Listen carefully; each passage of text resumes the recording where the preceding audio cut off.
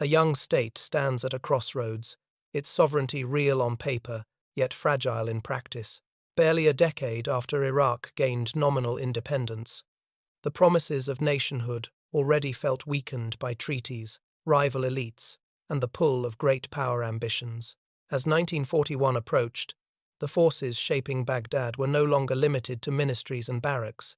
They were tied to the global war pressing ever closer to the Middle East. Iraq's modern politics had been built on the 1930 Anglo-Iraqi Treaty, a document that balanced recognition with responsibility.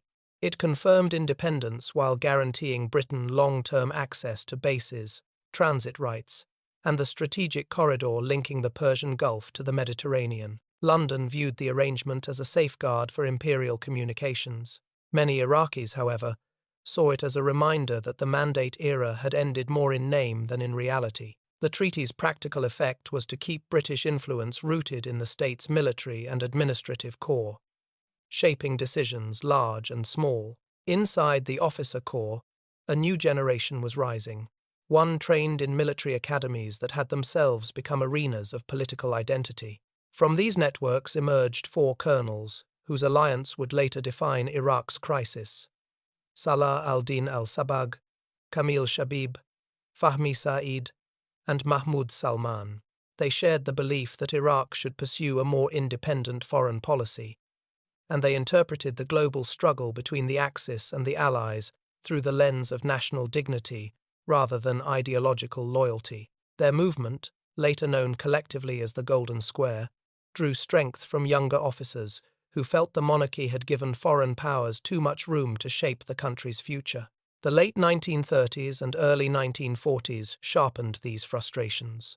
Europe's war exposed regional weaknesses: oil infrastructure, supply routes, and air bases that Britain considered essential. In London's eyes, Iraq sat along a lifeline connecting India and the Mediterranean, making stability there non-negotiable. British intelligence monitored officers' clubs, telegrams, and even coffeehouse rumours, convinced that rising nationalism could threaten wartime logistics if the conflict widened.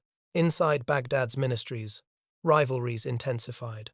Prime Minister Nouri al-Said, experienced, practical, and strongly aligned with British interests, believed Iraq's best path lay in cooperation. He saw the treaty as flawed but necessary, a shield against outside pressure.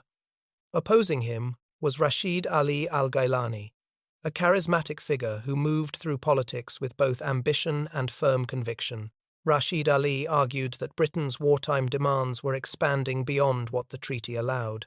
Each new request for overflight rights or troop movements, he claimed, pushed Iraq further from real autonomy.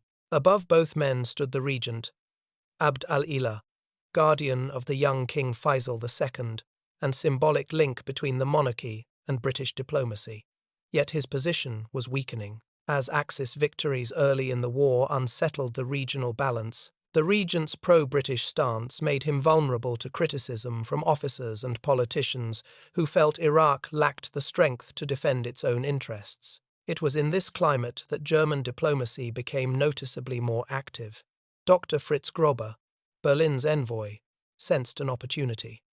He had long built contacts among Iraqi nationalists, offering encouragement and informal reassurances. His efforts, however, did not amount to control. Archival records suggest that while the Axis hoped to weaken British influence wherever possible, they never provided Iraq with the firm guarantees that Rashid Ali and the Golden Square quietly sought.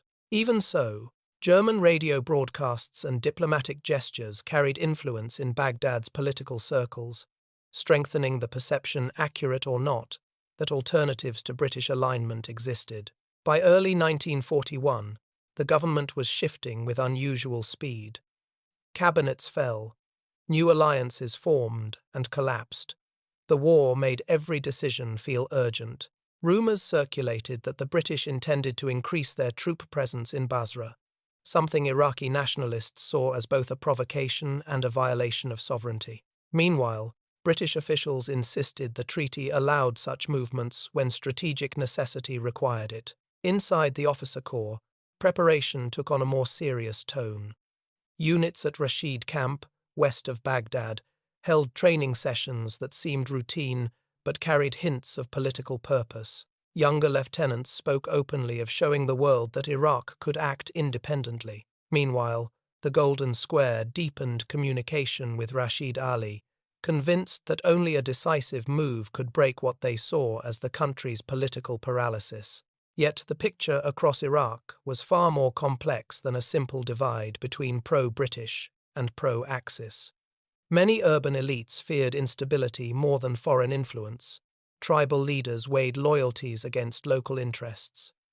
Merchants in Basra and Baghdad worried mostly about trade and security. Even within the army, some officers wondered whether the country was ready for confrontation at a moment when military modernization remained incomplete. Iraq's mechanized strength was limited, and its air force, though symbolically important, lacked the numbers and infrastructure to match regional expectations. Still, pressure continued to grow. Britain, watching developments closely, strengthened its intelligence operations. Diplomats in Baghdad exchanged cables describing a government under strain and an officer corps whose loyalties were drifting in unpredictable ways. The more Iraq asserted its independence, the more Britain felt compelled to protect its wartime interests, especially the Kirkuk-Haifa pipeline and access to the Persian Gulf. Each side believed the other was overreaching, and neither fully understood how quickly events were moving toward crisis. As winter turned to spring, it became clear that 1941 would not pass quietly. The Golden Square grew bolder, the regent more uneasy, and Rashid Ali increasingly convinced that Britain's wartime posture threatened Iraq's sovereignty. Diplomats attempted a compromise, but trust was eroding on all sides. The tension was now structural, not temporary, and so Iraq entered the final weeks before the crisis, with rival factions watching each other closely, each convinced that the future of the state depended on acting before the other side did. The stage for confrontation was set, needing only a spark to turn political suspicion into open conflict. The moment that reshaped Iraq's wartime fate arrived quietly, without gunfire or grand announcements. On the morning of 31 March 1941, while the regent was away from Baghdad, a series of coordinated political and military moves unfolded that would, within hours, shift the country's direction and alarm governments from London to Berlin. What appeared at first like a reshuffling of cabinet authority soon revealed itself as a clear break with the existing order. Rashid Ali al-Gaylani had waited for a moment when the balance of power tilted in his favor. The regent's absence removed a symbolic obstacle. Loyalist officers were scattered, uncertain, and in some cases already pressured by the growing influence of the Golden Square. The four colonels, Sabag, Shabib, Sa'id, and Salman, had spent weeks preparing their units, placing trusted officers in key positions, and making sure that Baghdad's military nerve centers would respond quickly to their commands. Their plan relied not on overwhelming force, but on swift disruption, controlling ministries, isolating the regent's allies, and creating the sense that the state had simply turned a new page. The coup unfolded with a speed that caught many by surprise. Loyalist commands hesitated, unsure whether the situation was an internal dispute or a larger confrontation. Communications became confused. Units that might have resisted found themselves without clear orders. As reports came in that the Golden Square had surrounded the Palace District and key sites, the regent realized the scale of the threat. He and his entourage fled first toward Basra, hoping to regroup, but their authority had weakened too quickly to rally an effective response. By the time they reached the south, Rashid Ali's faction had already secured Baghdad. Within days, the National Defense Government was announced, presenting itself as the lawful leadership of Iraq. Its earliest statements emphasized constitutional continuity, insisting that the change was aimed not at revolution, but at restoring national sovereignty. The new government signaled a desire to revisit the meaning of the 1930 treaty, especially the clauses that allowed British troop movements through Iraqi territory. Rashid Ali and the Golden Square believed they could take advantage of Britain's wartime distraction to rewrite the limits that Iraqi nationalists had long challenged. In London, however, the situation looked very different. British officials, already stretched by crises in Greece and North Africa, viewed the coup as a direct threat to regional stability. A hostile government in Baghdad, they feared, might endanger air routes, oil pipelines, and the strategic connection between India and the Mediterranean. Even worse, intelligence reports suggested that German diplomats had encouraged Iraqi nationalists, raising the image of a wider Axis influence in the Middle East. Though later historians would debate how deep German involvement really was, British leaders in April 1941 saw the coup as a new front in a global war. Diplomatic exchanges grew tense. Britain insisted on its treaty rights, especially the movement of troops between Basra and Habbaniya. The National Defence Government resisted, arguing that large British reinforcements broke the spirit of Iraqi sovereignty. Messages passed between Baghdad and London with increasing urgency, each side interpreting the treaty's language to support its own strategic needs. British Ambassador Sir Kinahan Cornwallis warned that the new government's stance risked a clash. Rashid Ali replied that any sign of weakness would invite further foreign interference. Meanwhile, the atmosphere in Baghdad changed sharply. Public reactions were mixed and often cautious. Some welcomed the promise of independence. Others feared instability or foreign punishment. Merchants watched the situation nervously as supply chains wobbled. British residents were placed under closer watch, though open violence was mostly limited. Across the city, the Golden Square moved to tighten control, appointing allies to key posts while keeping an eye on units that might still support the monarchy. As April went on, Rashid Ali's government sought diplomatic recognition. Germany and Italy responded positively, but carefully, offering supportive statements without promising significant help. The Axis powers saw Iraq as strategically important, but were limited by distance, supply problems, and other priorities. Even so, their interest increased British fears that the coup could become a doorway for Axis influence, stretching from the Balkans toward the Persian Gulf. Talks between Britain and Iraq continued, but both sides were now preparing for the chance that diplomacy would fail. British commanders at Habbaniya, already nervous, received orders to strengthen their defences. In Basra, troops arriving under treaty rights found themselves met with suspicion and protests from Rashid Ali's ministers. Baghdad accused London of using the treaty to carry out an undeclared occupation. Britain insisted its movements were fully legal and required by the war. The pace of events quickened almost daily. What had begun as rapid political change now threatened to escalate into open conflict, with each exchange of telegrams widening the distance between the two governments. British intelligence reported Iraqi troop deployments around Habbaniya. Iraqi officers warned that British reinforcements could not be accepted forever. Both sides wanted to avoid war, yet each believed the other was forcing it closer. The final diplomatic messages were sharp, urgent, and firm, and as April deepened, it became clear that the standoff was drifting away from negotiation and toward the airfields and desert routes that would define the conflict to come. The coup had succeeded in changing Iraq's government, but it had also set the stage for a confrontation that neither side could easily control. Tension was now moving from the cabinet rooms of Baghdad to the edges of a remote airbase on the Euphrates, where the next decisive move would decide whether the crisis stayed political or turned into a war. At first glance, Habbaniya seemed an unlikely place for a confrontation that would draw the attention of governments far beyond Iraq. It was a training airbase on a bend of the Euphrates, an outpost designed for instruction, not battle. Its aircraft were mostly trainers, many of which were outdated. Its runways sat below a wide plateau that gave any hostile force a commanding view. Yet in late April 1941, as Baghdad and London exchanged increasingly tense messages, the quiet of this remote station became the center of a crisis neither side could fully control. The tension began with Iraqi troop movements ordered by the National Defense Government. Units moved onto the plateau overlooking Habbaniya, setting up artillery positions that faced directly toward the British-controlled airfield. From Baghdad's point of view, the display was defensive, a signal to Britain that Iraq would not allow further troop movements through its territory without negotiation.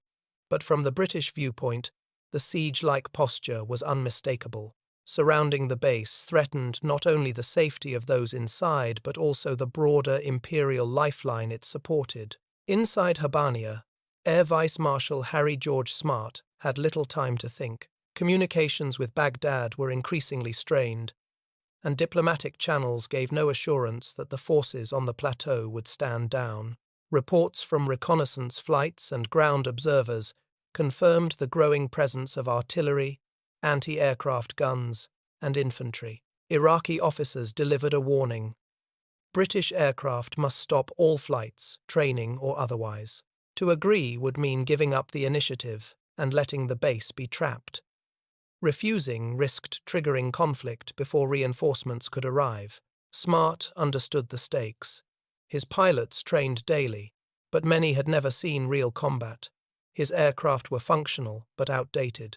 Yet skill and equipment mattered less than timing. If he allowed the Iraqi positions to strengthen, Habbaniya could become impossible to defend within days. The treaty gave Britain certain rights, but treaties meant little under the shadow of artillery. After discussing the situation with his senior officers, Smart prepared for a preemptive strike, hoping a bold move might secure the base long enough for relief forces to reach it. By 30 April, the situation could no longer be postponed. Iraqi forces adjusted their artillery and sent new demands. British commanders interpreted the movements as preparation for an imminent attack. At dawn on 2 May, the RAF struck first. Training aircraft, many quickly adapted for combat roles, rose into the sky and dove onto Iraqi positions along the plateau. The strikes surprised Iraqi troops who had expected more negotiation, not an attack. German and Italian advisors, small in number, were not yet in place to assist. The battle unfolded with intensity, but also with a sense of improvisation that reflected the unusual nature of the war. Pilots who had practiced formation flying only months earlier now carried out bombing runs over the plateau, targeting artillery placements and supply points.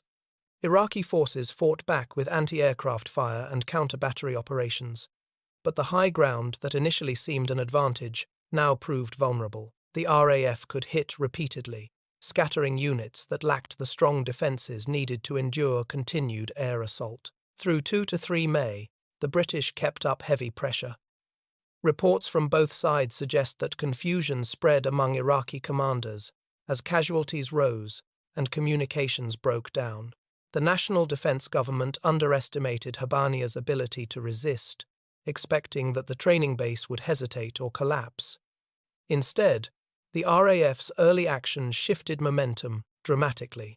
British ground forces, outnumbered but encouraged by the success of the air campaign, prepared to push outward from the base. By 7 May, Iraqi units began withdrawing from the plateau, leaving behind equipment and positions that had once seemed capable of forcing the British into submission. The speed of the retreat astonished observers. Iraqi soldiers had not lacked courage, but they faced structural disadvantages. Limited vehicles, uneven training, and commanders under political pressure that complicated military decisions. Meanwhile, British forces operated with clarity. They had to hold Habbaniya at all costs. The victory at Habbaniya was not only a tactical success. It shifted the entire direction of the conflict. Baghdad's hopes that British troops could be contained had collapsed.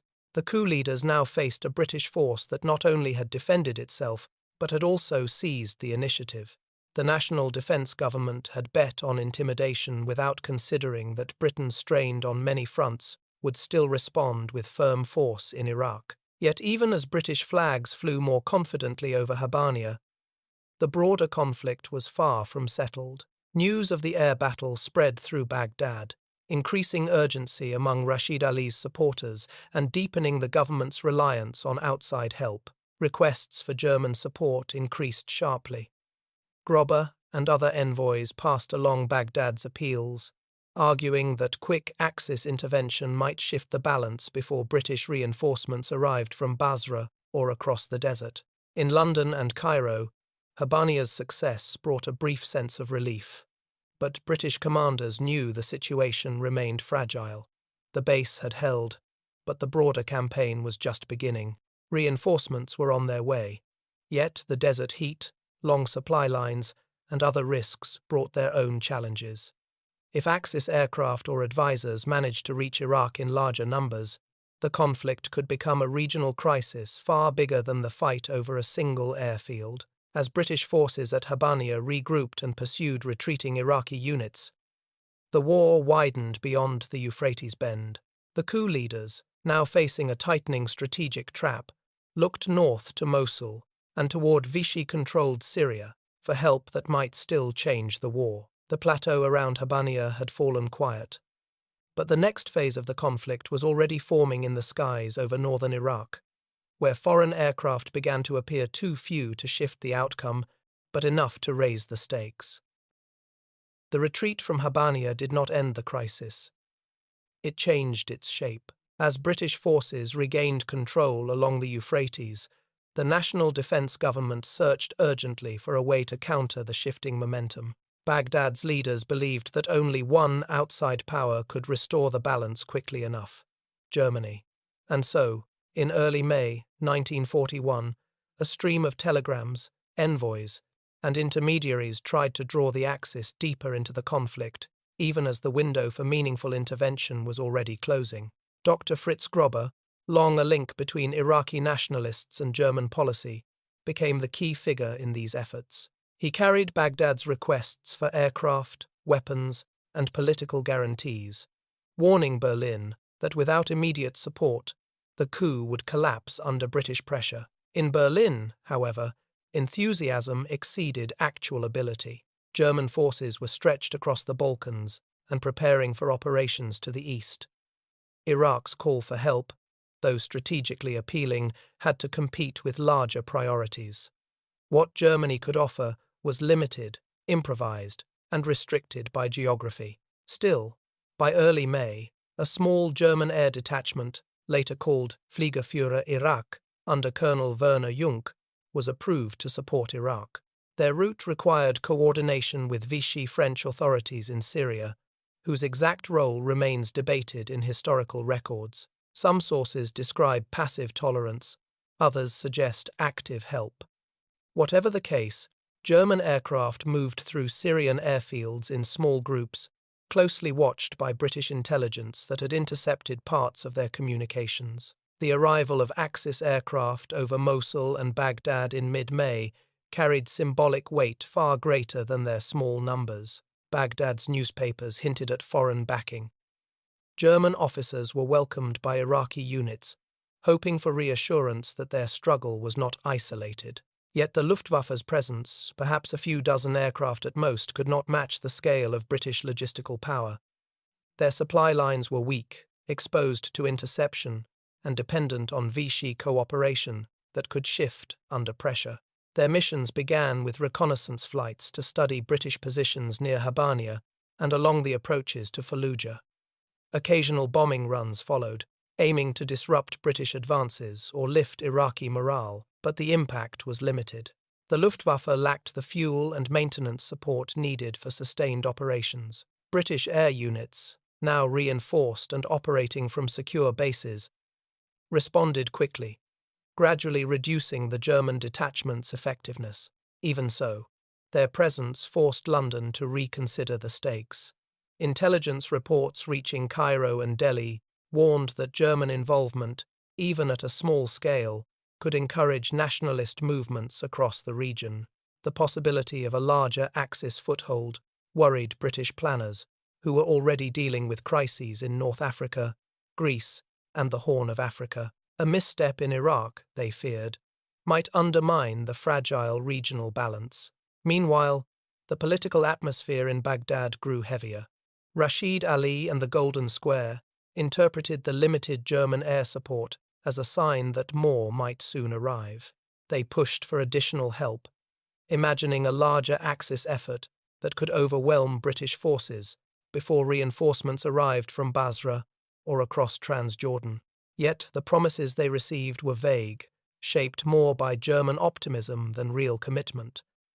The gap between expectation and reality widened with every passing day. Conditions on the ground made this gap even clearer. The Iraqi army, already strained by the fighting around Habbaniya, struggled to reorganize. Communications were uneven. Morale dropped as British forces advanced along the Euphrates corridor. While German aircraft could harass British units or briefly lift spirits, they could not reverse Iraq's deeper strategic problems. Limited vehicles, stretched supply lines, and political pressure that clashed with military needs.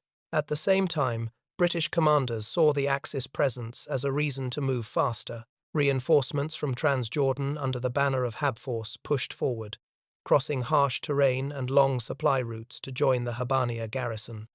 British air cover increased, targeting airfields where German and Iraqi aircraft operated. Every mile gained by British ground forces tightened the strategic circle around Baghdad. By mid-May, the Luftwaffe's short window of influence was closing. Their supply routes became more fragile. British pressure on Vichy Syria increased, and operational losses mounted. The hope of a major Axis intervention long imagined by Baghdad's leaders was slipping away.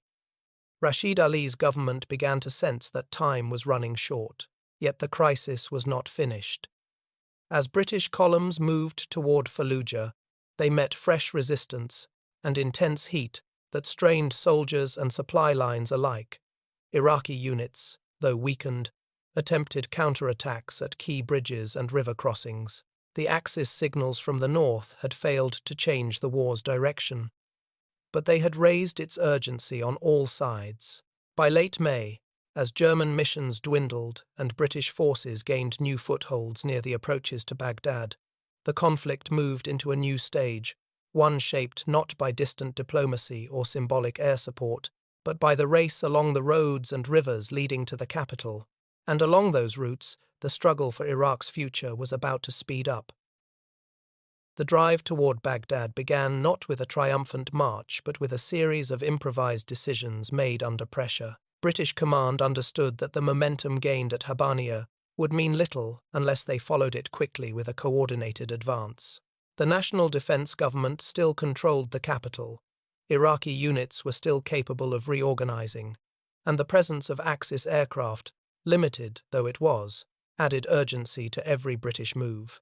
To secure the country, British forces needed to reach Baghdad before shifting politics or foreign intervention changed the shape of the war. Habforce, assembled in Transjordan, reflected this hurry.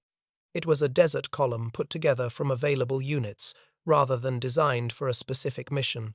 Its structure showed the strain on British resources. The Arab Legion under Glubb Pasha, mobile but lightly equipped, motorized infantry from Palestine and Transjordan, and armored cars that would have to endure extreme heat and long distances with minimal mechanical support. They faced a challenging route, rough terrain, few water sources, and the constant threat of ambush from Iraqi positions along the Euphrates corridor.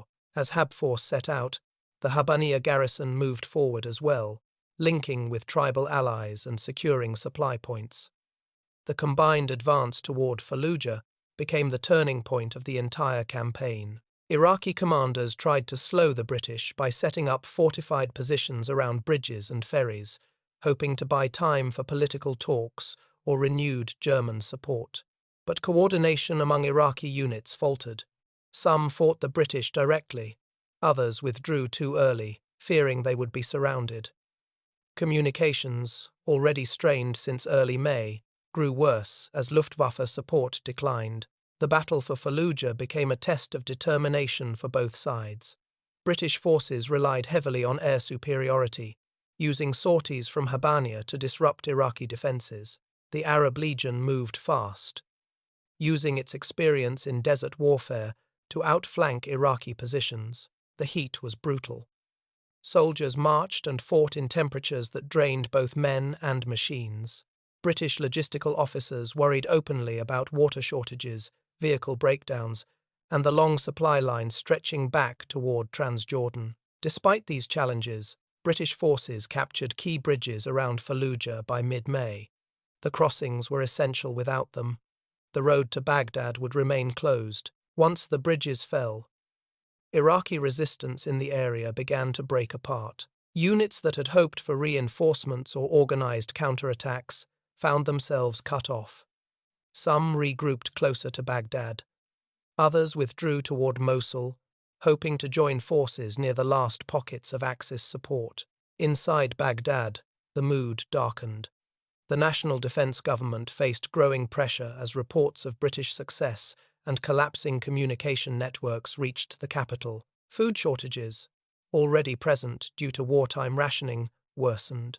Rumours spread quickly, some exaggerated, others accurate, about British advances, German setbacks, and internal disagreements among the Golden Square. Civilians waited in long lines for supplies, unsure whether fighting might reach the city. Markets became unpredictable. Merchants watched the roads nervously. Rashid Ali and the Golden Square hoped that another round of German support or a strong Iraqi counterattack might stop the British advance. Yet, the Luftwaffe detachment in Iraq was shrinking in operational strength. Fuel shortages, maintenance problems, and British air raids on Vichy Syrian airfields reduced their ability to influence the front. The gap between what Iraqi leaders expected and what the Axis could provide widened again. Iraqi officers found themselves increasingly forced to follow political orders that no longer matched military reality. Meanwhile, British commanders understood the value of time.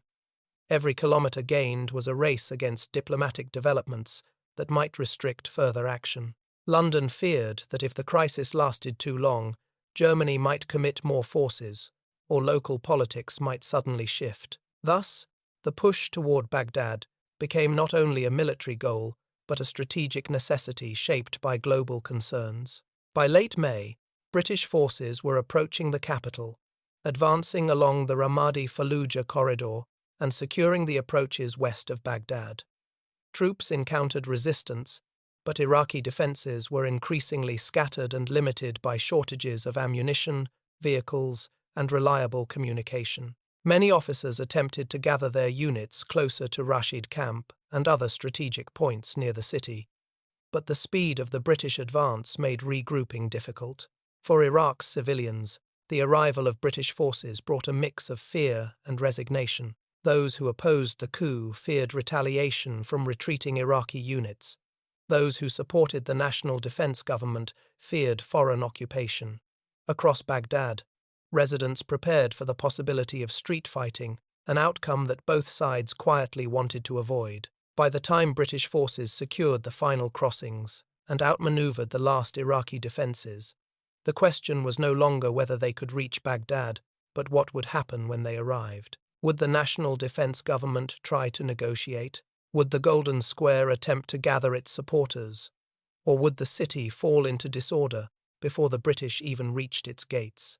As May drew to a close, Rashid Ali's government faced a shrinking list of options, each more fragile than the last.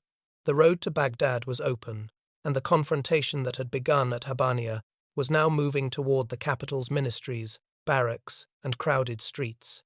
The question was no longer whether British forces would reach Baghdad, but what kind of city they would find when they did. By the final week of May, the crisis that had begun as a calculated political gamble was slipping beyond the control of those who had launched it.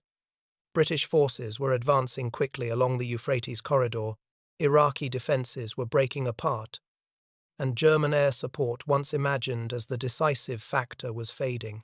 Inside Baghdad, where ministries buzzed with tension and rumour, the National Defense Government struggled to stay coherent as events outpaced its plans. Rashid Ali al-Gaylani sensed the danger first. Reports from Fallujah and Ramadi described setbacks that could no longer be dismissed as temporary. Officers who had once spoken confidently now used cautious tones, acknowledging equipment shortages and the collapse of their defensive lines. The Golden Square, whose unity had held the coup together, began to fracture under the pressure of battlefield realities. Some colonels insisted that strong resistance near Baghdad could still force negotiations, Others argued for retreat toward Mosul, where small traces of Axis support remained. Their disagreements grew sharper by the hour. Rashid Ali tried to open new channels of communication. Ambassadors, foreign envoys, and tribal leaders were quietly approached in hopes of arranging a ceasefire that might preserve the government in some form. But the diplomatic landscape had shifted. Strengthened by steady military gains, was no longer interested in conditional agreements. Commanders nearing Baghdad believed the advantage was theirs. They saw little reason to negotiate with a government whose authority was visibly falling apart. Inside the ministries, confusion spread quickly. Communication lines between Baghdad and outlying units became increasingly unreliable. Orders issued by the National Defense Government often reached officers too late or conflicted with earlier instructions. Some units acted independently. Others simply waited, unsure whether to defend, withdraw, or surrender. The political center that had driven the coup now struggled to maintain even basic coordination. Attempts to relocate the government northward collapsed. Plans to create a fallback line or temporary administration never materialized, blocked by logistical problems and fading support. Historical accounts suggest that envoys sent to secure tribal backing found hesitation or outright refusal. Local leaders, watching the British advance and sensing the weakening position of the Golden Square, were reluctant to join a cause that appeared increasingly doomed. By 29 May, the reality could no longer be denied.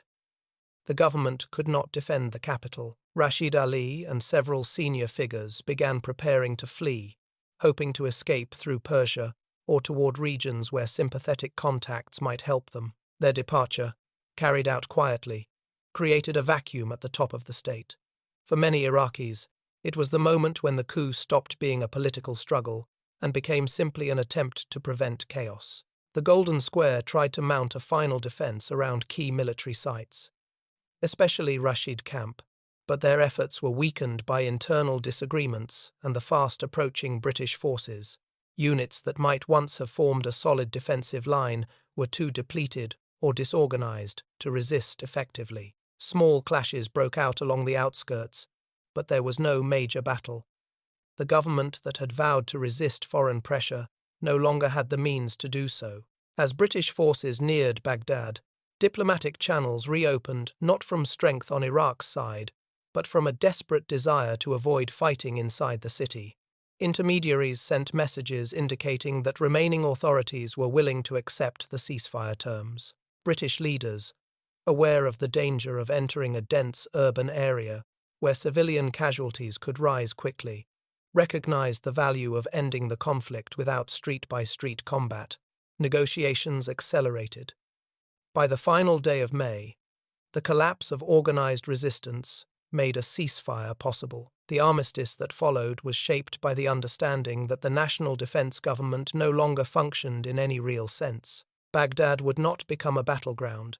British forces would enter the capital without resistance, and the regent would be restored to power. When British troops reached the city's edges, they found a population marked more by uncertainty than hostility.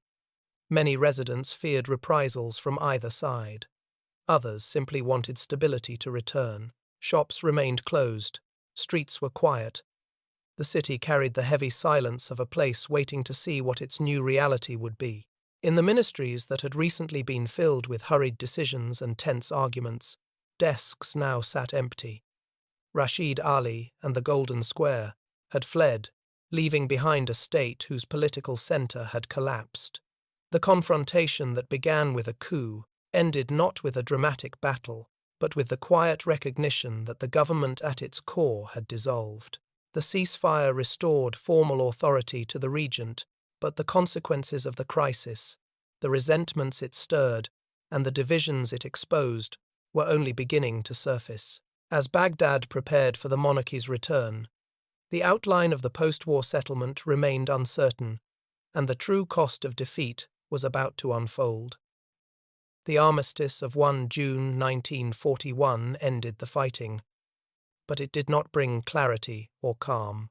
British forces entered Baghdad carefully, aware that victory on the battlefield did not erase the tensions that had built over the previous months. In the capital, residents watched the arrival of troops with a mix of relief, anxiety, and resignation. The coup had collapsed, its leaders had fled, and now the country braced for the political consequences that would follow. The regent, Abd al-Ilah, returned to Baghdad shortly after the ceasefire, escorted by British officials who hoped to restore the appearance of constitutional continuity. His return symbolized a revival of the pre-coup order. Yet the foundations of that order were far less steady than they had been in March. The monarchy had returned, but it had been shaken. Its authority had survived, not through national unity, but through foreign intervention. Even among those who welcomed the coup's end, there was a quiet recognition that Iraq's sovereignty had taken a heavy blow. The new government, once again led by pro-British statesmen, moved quickly to restore control. Ministries were reorganized, senior positions reshuffled, and loyal officers placed in key commands. But stability required more than administrative changes. The uprising and brief war had damaged trust within the army, the bureaucracy, and the urban elite. Political life in Baghdad resumed, but its rhythm was cautious, shaped by the knowledge that the state had come dangerously close to collapse. Reprisals followed, though they varied widely in severity and form. Trials were held for officers and officials linked to the national defense government. Some received prison sentences. Others faced harsher outcomes. Many fled across borders, seeking asylum in places beyond British reach. Historical records show that civilian involvement in the conflict was inconsistent and often unclear, making accountability difficult. In keeping with the documentary style, the events are best understood structurally, rather than dramatically. They were not mass purges, but serious political actions designed to reassert the monarchy's authority and discourage future revolts. British military presence expanded significantly after the coup's collapse. Bases were strengthened, supply routes secured, and new agreements negotiated to ensure the empire would not be caught off guard again. This build-up reflected both strategic necessity and growing concern in London. The Middle East was now seen as a potential weak point in the larger war effort. Iraq, with its pipelines, airfields, and location, was considered too important to leave vulnerable to political instability. For British soldiers serving in the summer heat, the tasks ahead involved not only keeping order, but also preparing for the next regional conflict. Only weeks after the armistice, British forces were drawn into operations against Vichy Syria, an extension of the same strategic logic that had shaped their actions in Iraq. The coup had shown how quickly alliances and political positions in the region could shift.